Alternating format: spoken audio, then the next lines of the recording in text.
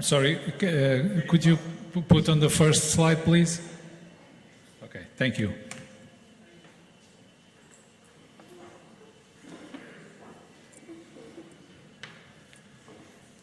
So, good afternoon, everyone.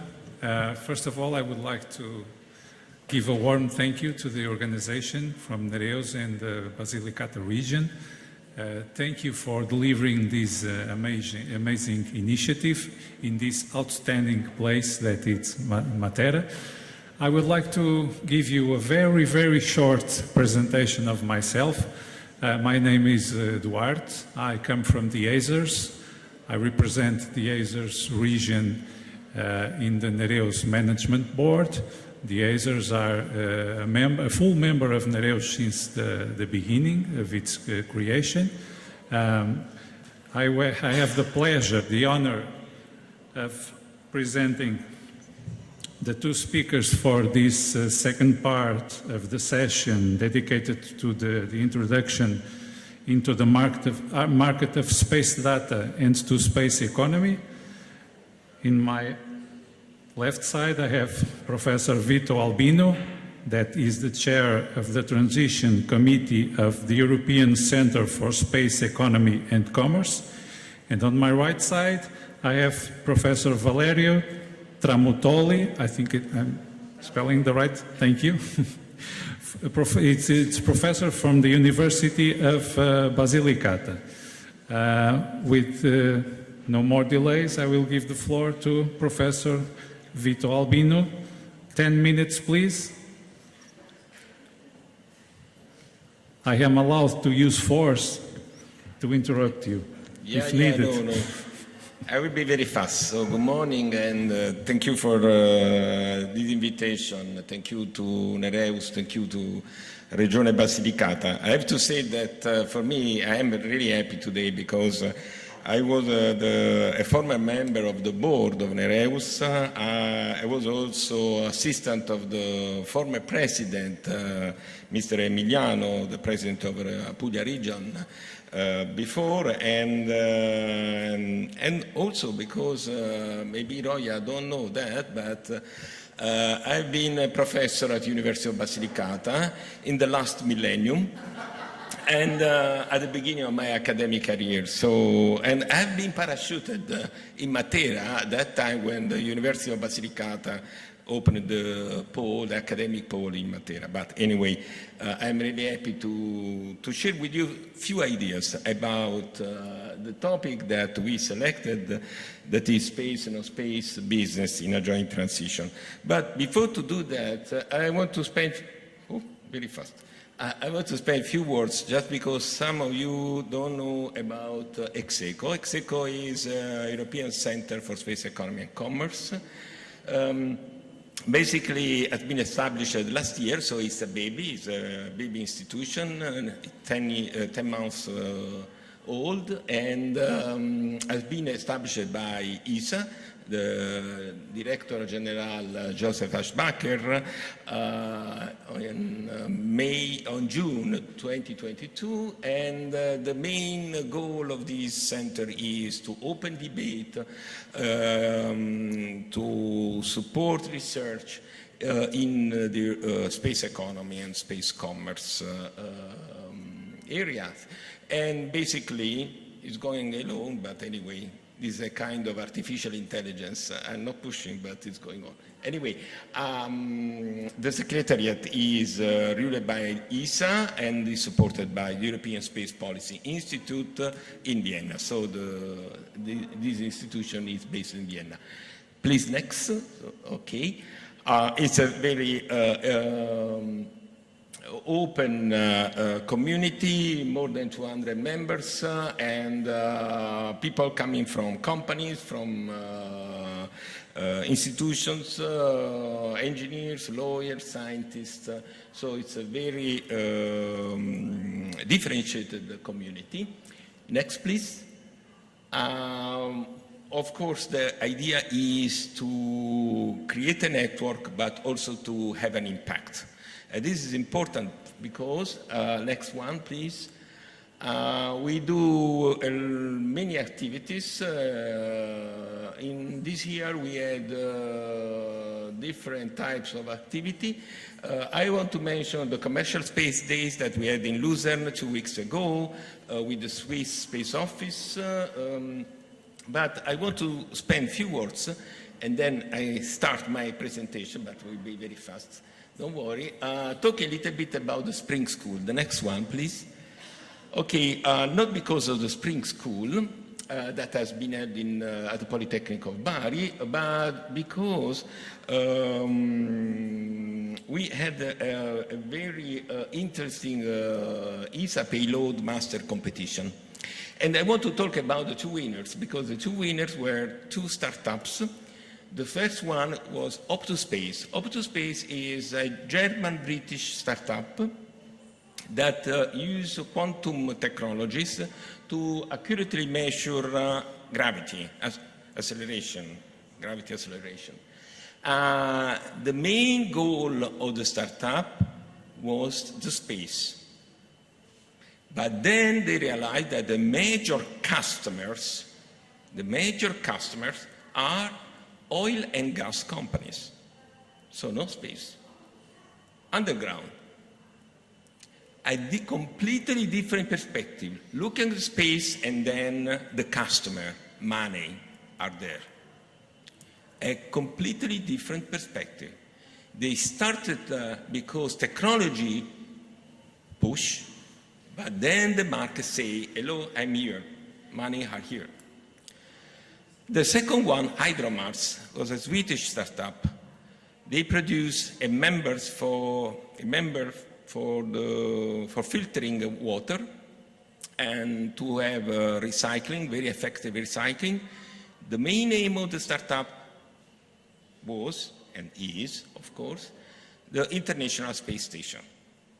And then their customers are water suppliers. In particular, water supply companies that treat water. That's a completely different perspective.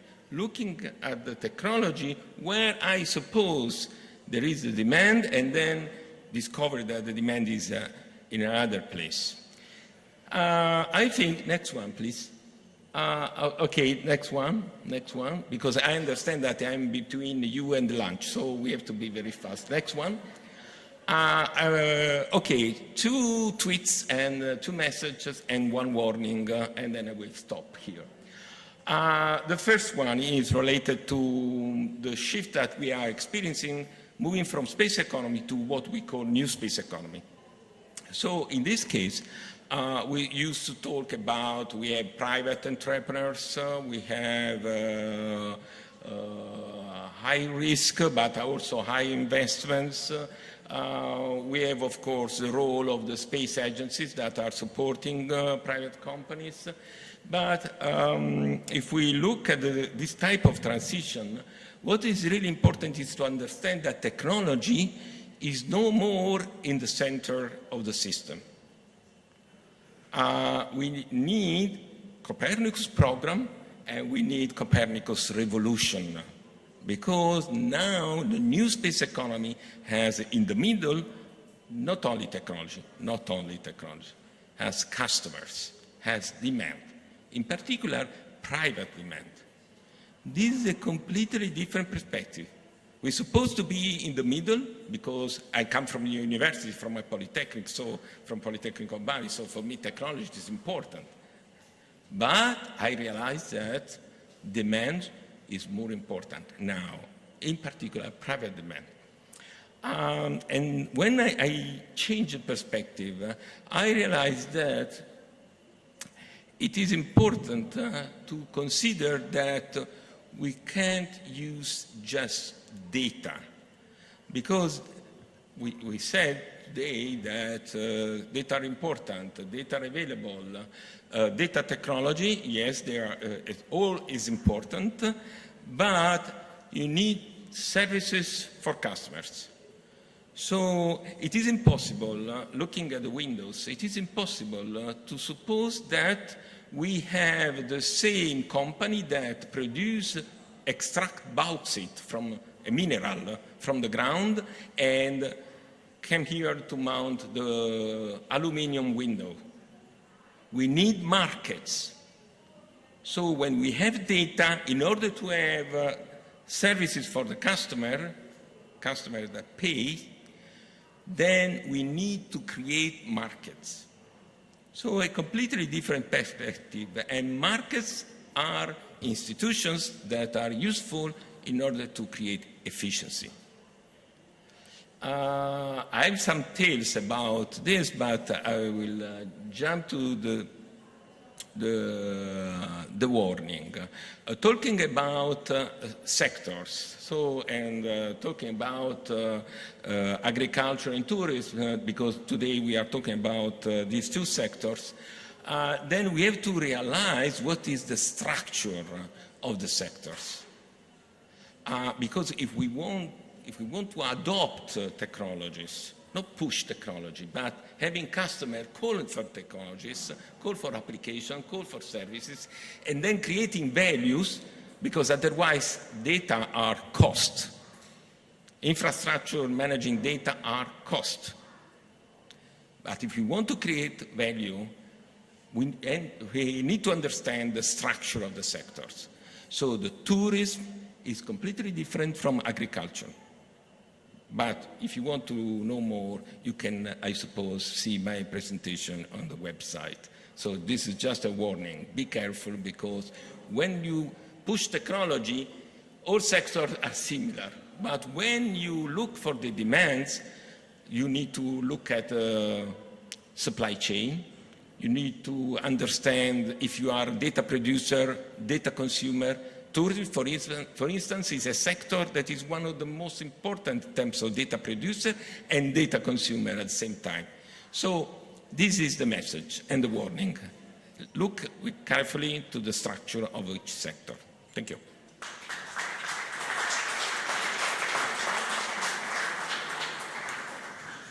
Thank you, Professor Vito. An amazing time management. Congratulations. Now we will have Professor Valerio Tramontoli from University of Basilicata.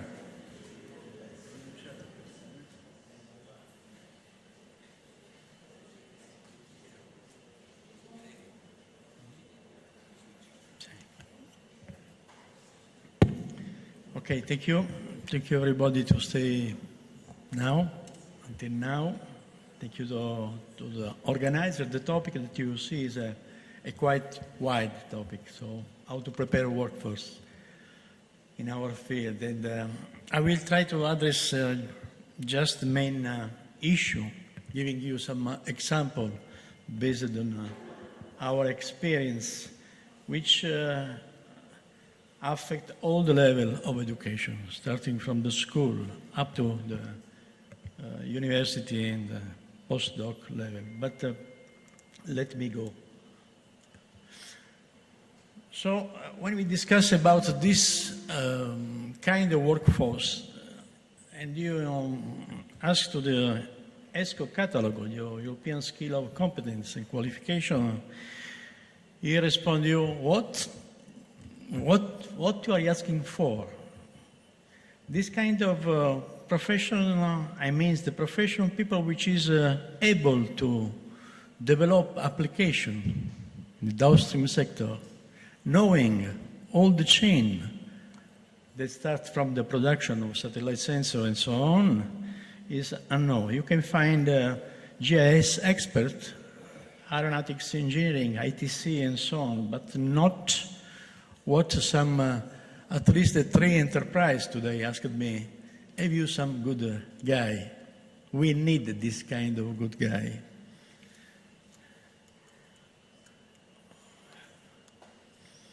So all the knowledge which is necessary to give the knowledge from the design of sensor, satellite, missions up to the application is presently available in a European university. Less present is some, except some single course on satellite remote sensing, but is out of the scope of our academic system to educate this kind of workforce with this complete knowledge about the full chain that's starting from the data right up to the application. The knowledge exists, but is fragmented, not organized. So we are not alone on this, because in the 2014 the Commission was establishing the network of Copernicus Academy to give an answer to the gap that was recognized in what we call the Copernicus user uptake, or more in general, the capacity building. Actually, we gave some contribution. This is Peter Zale in 2013. We were together with Nereus in a project, and we suggested to establish this alliance of academic university to cooperate in drawing common curricula at European level in this direction. This is the first General Assembly of Copernicus Academies and Relays. After that, the education has been one of the main actions put in place by the Commission. I will skip the documents that you can find on the net, but in the European Skill Agenda in 2016, 2020, it's clear that we need a gap to overpass. And the EU4Geo project probably was also a milestone in this roadmap. You can see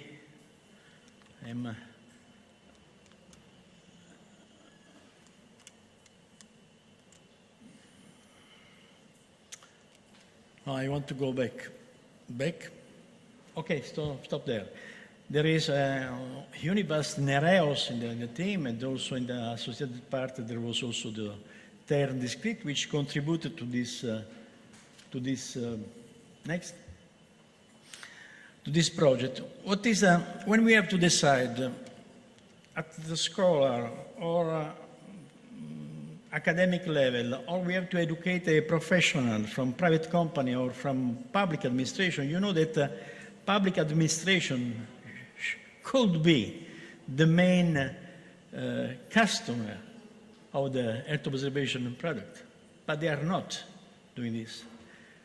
And when you have to try to offer this kind of education, which kind of knowledge you have to select?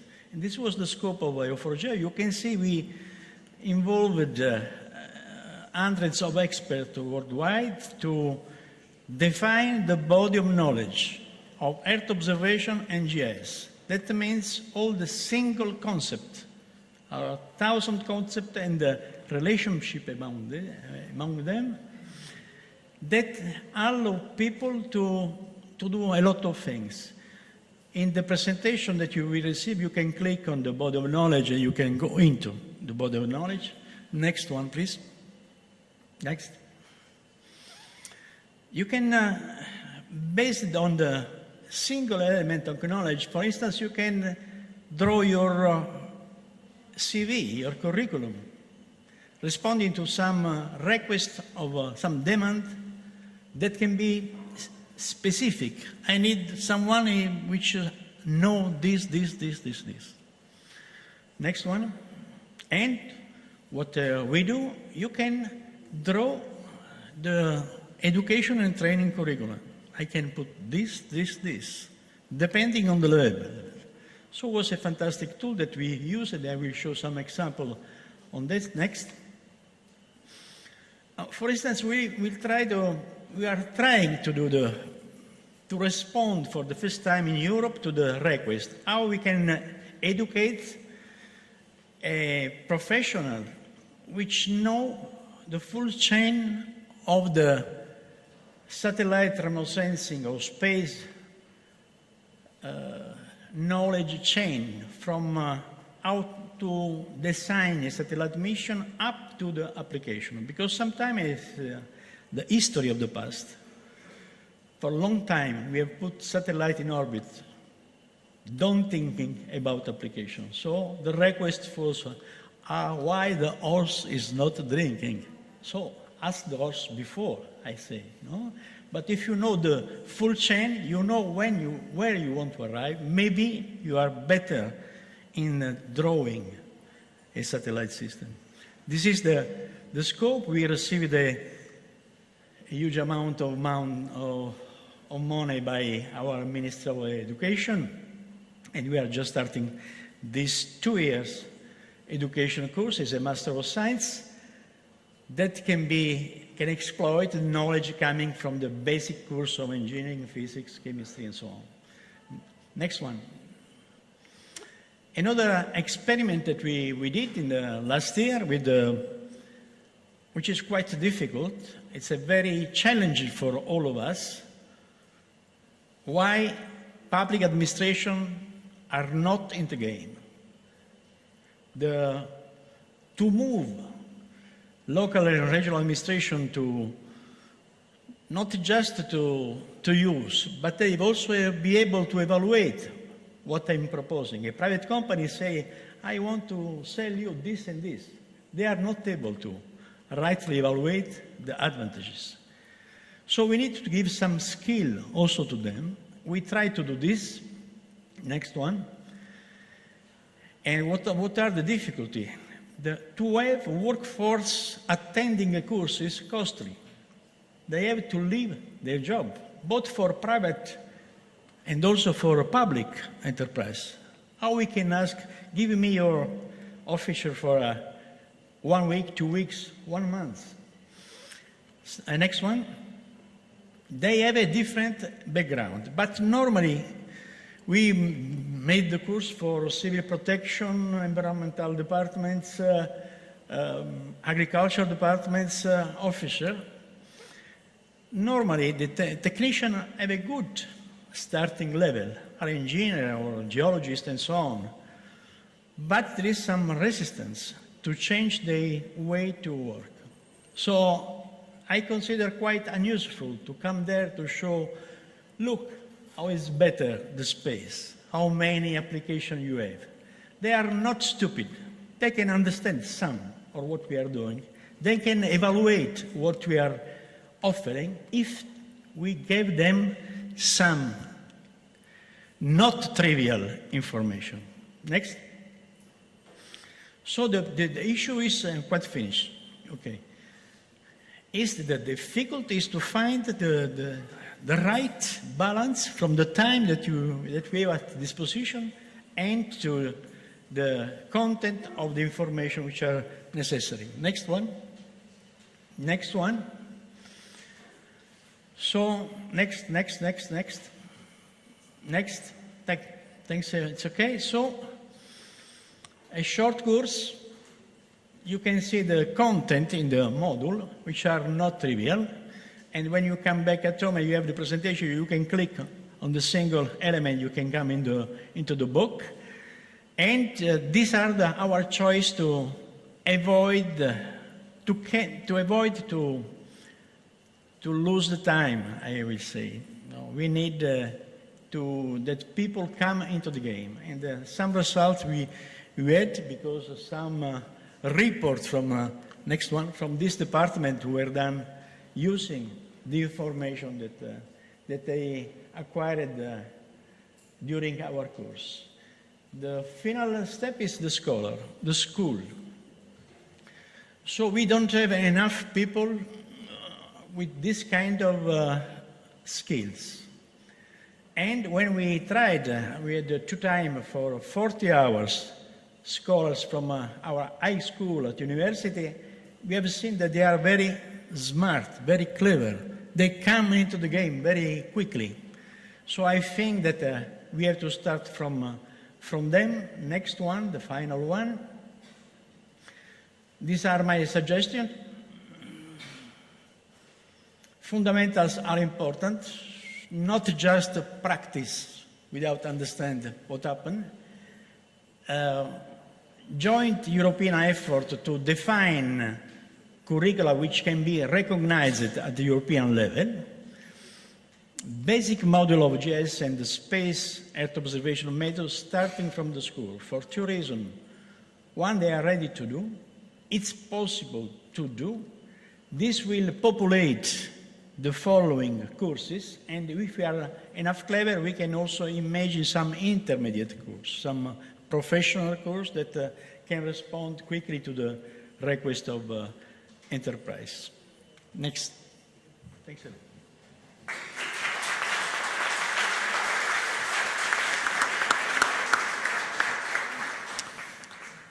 Thank you very much, Professor Valerio. Now I will try to wrap up this session in a very short sentence. First, Professor Vito delivers us a very interesting reflection about this new space transition that we are now to deal with, and how to link the data and services to the client expectations and needs. And on the other side, Professor Valerio gave us a very interesting reflection about the most important component of the space sector, that is people. And the foundations of everything, it's training and education, I think. So thank you very much, both. Now, please don't throw me anything. I will allow one question for each one of our guests, if you want. Okay? Please, go ahead.